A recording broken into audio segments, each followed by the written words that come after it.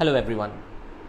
I've been creating this series on Facebook on what trauma is and what happens during a trauma.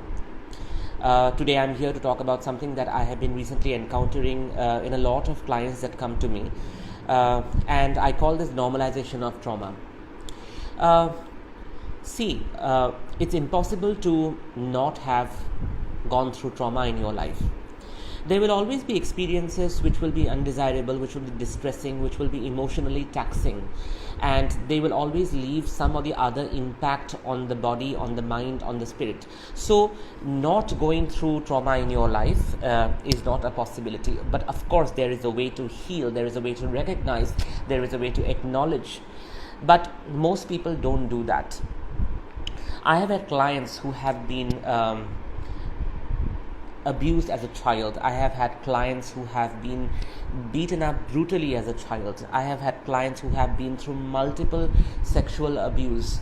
I have had clients who were emotionally tortured and said critical words and said harsh words to the extent that the internal critical voice inside them became larger and larger and larger over a period of time. All of these are classified as trauma. I have had people who have seen starvation. I've had people who have seen multiple deaths from say age 7 to age 10 and lost multiple people from their lives in that small age.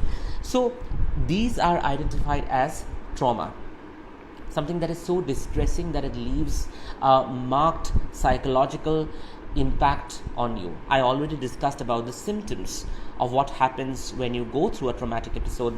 I've already discussed about PTSD, post-traumatic stress disorder as well. Now what happens is when a person goes through traumatic experiences over a period of time, it is definitely chronic. And the person becomes more and more hyper-vigilant, more and more controlling, more and more unable to rest, anxious, fearful, paranoid, and of course not being able to go to sleep.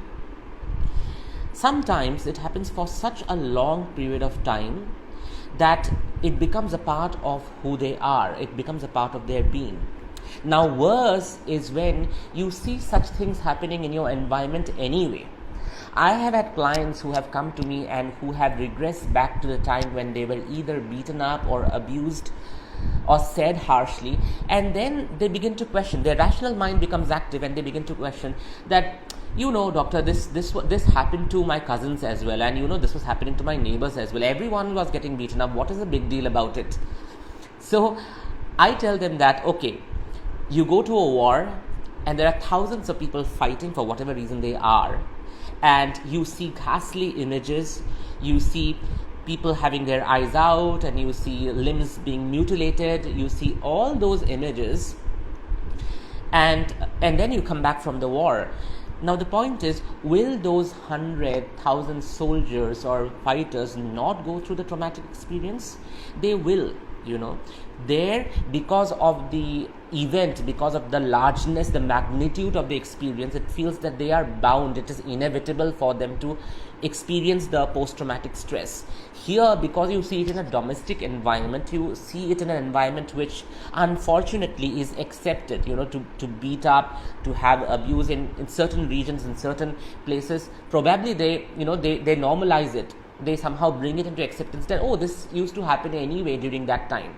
Maybe not, but that during that point of time, this was a common thing to happen. So even if 100 people are going through the kind of experiences that you are going through, it does not discount your body from carrying all that scars, all those feelings, all that stress, and it does not allow you to just discount it and say that, it happened to everyone during that point of time. And that's the fallacy. I call it the normalization of trauma. Some people call it the trivialization of trauma. There are a lot of clients who would say that, how can I complain about my life? I have had such a good life. My parents were a bit dominating, but then there are so many people who are being beaten up by police in the prison. At least my home was not a prison. I was beaten up, but at least it was not a prison. There are people who would say that, there's so many people outside reeling in poverty and in starvation, and they are not getting to eat. At least I am getting to eat and I am living a good life. So what if I have this financial stress? So what that my parents treated me badly for not being a good person, or for not being worthy enough for them.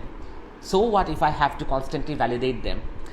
So you can't compare your life to others' life, for the simple reason that there will always be people who potentially will be suffering more than you, and there will always be people who will be suffering less than you.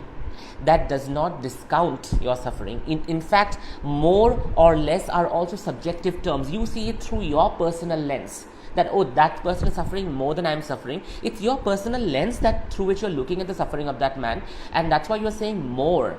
Or someone is suffering less than you, you are actually looking through your own personal lens that okay, this person is suffering less than I am suffering, and therefore my suffering is greater, something of that sort.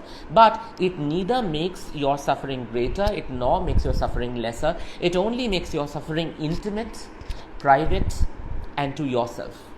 Okay, so trauma is always personal, trauma is always intimate, trauma is always private. Whatever you have gone through, that your body has experienced, even if 100 people around you have experienced similar kinds of incidences or worse kind of incidences, that does not discount you from the fact that your body went through traumatic experiences. You still carry remnants of it, you still have lost parts of your being, parts of your soul in those experiences.